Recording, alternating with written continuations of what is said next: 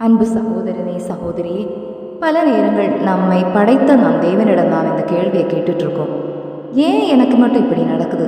ஏன் வாழ்க்கை மட்டும் ஏன் சரியில்லாமல் இருக்குது? என்னுடைய ஜெபங்கள் ஏன் கேட்கப்படாமல் போகிறது? ஏன் நான் மட்டும் இந்த சுமையை அனுபவிக்கிறேன் அப்படின்னு கேட்குறதுக்கு அழகாக பதில் சொல்கிறாரு நம்முடைய தேவன். நீ பயப்படாதே, நான் உன்னுடன் இருக்கிறேன். உன் கண்ணீர் என் துருத்தியில் சேகரிக்கப்படுகிறது. உன் கண்ணீர் என்னுடைய கணக்கில் அல்லவோ இருக்கிறது. நீ விழுந்தாலும் எழுப்புவேன். நான் உனக்காக வைத்த யோசனைகள் நன்மைக்கானவை. நீ என் கண்களில் மதிப்புள்ளவனாக இருக்கிறாய். இவ்வளோதாங்க நம்ம வாழ்க்கையில் நடக்கக்கூடிய பிரச்சனைகள். நம்ம கூட இருக்கும் இறைவன் நம்ம கூடயே இருக்கிறாருங்க. நம்ம பல நேரங்கள் அதை மறந்து போகிறோம். அன்பின் பிதாவை, இந்த நேரத்தில் எங்களுடைய உள்ளங்களில் காணப்படும் குழப்பங்கள், எங்களுடைய மனதை நொறுக்கக்கூடிய தனிமைகள் எல்லாம் நீர் அறிந்திருக்கிறீங்கப்பா. எங்களுடைய கையை பிடித்து எங்கள் கூட வாங்கப்பா. ஒழியாக இருங்க, எங்கள் சுமையில் எங்கள் கூட நடங்க.